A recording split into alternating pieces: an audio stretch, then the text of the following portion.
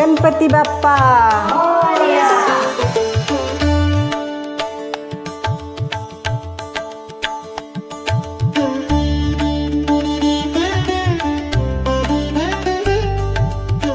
आज आपण 5 सोप्या झटपट प्रसाद रेसिपी बनवणार आहोत। घरच्या घरी अगदी कमी साहित्य।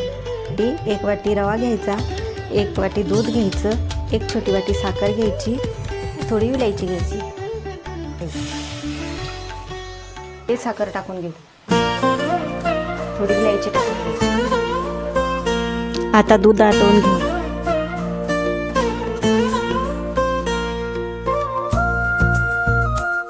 रवा भाजण्यासाठी तूप टाकू, रवा टाकून घेऊ।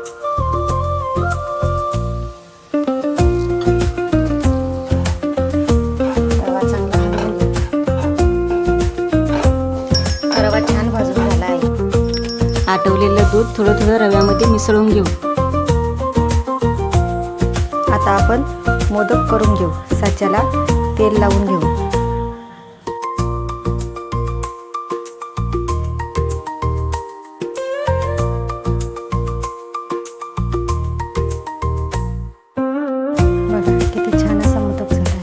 प्रकारे सर्व मोदक तयार करून घेऊ।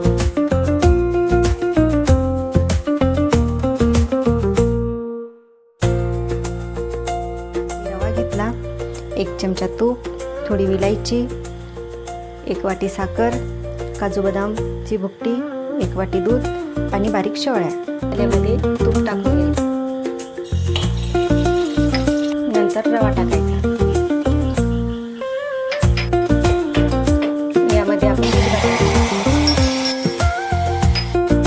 साखर घालून घेऊ,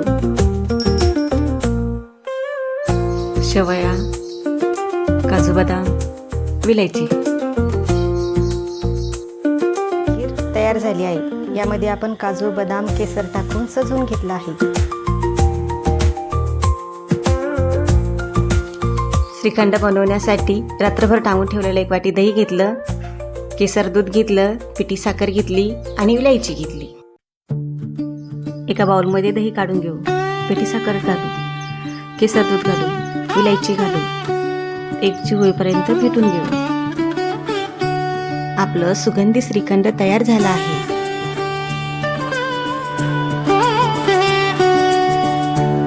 खोबरा कीस, दूध, इलायची, साखर, खोबऱ्याचे लाडू करून घेऊ। दूध आटवून घेऊ, दुधामध्ये साखर घालू, दूध चांगलं ढवळून घेऊ। दूध चांगलं आटलेलं आहे। दूध एका बाउलमध्ये काढून घेऊ। ओलं नारळ किसून घेऊ, खोबरा कीस, दूध, विलायची, काजू बदाम। चला खोबऱ्याचे लाडू तयार करू। खोबरा कीस टाकून घेऊ, दूध टाकून घेऊ, काजू बदाम टाकून घेऊ, विलायची टाकून सर्व मिश्रण एकजीव करू।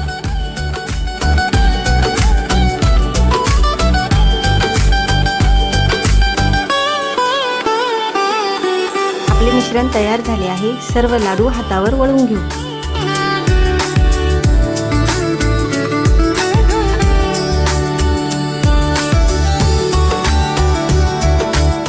आपले खोबऱ्याचे लाडू तयार झाले आहे।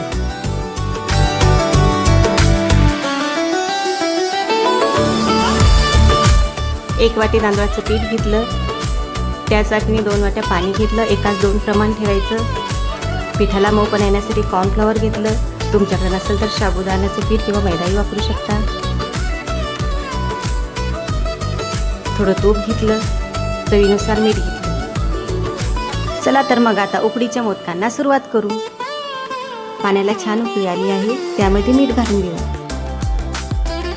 तूप घालून घेऊ,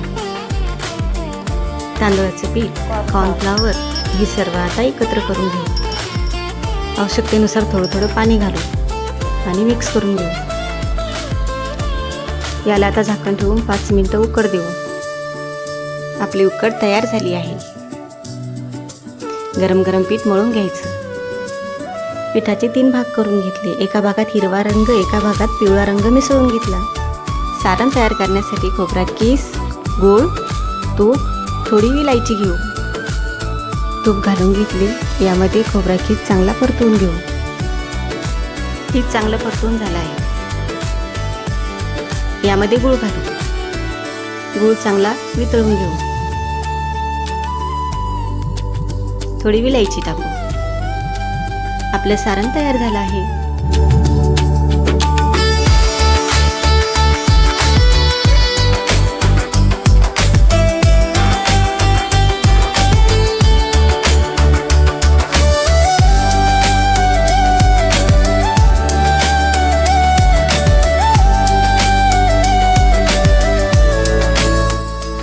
आतून पीठ व्यवस्थित प्रेस करून घ्यायचं.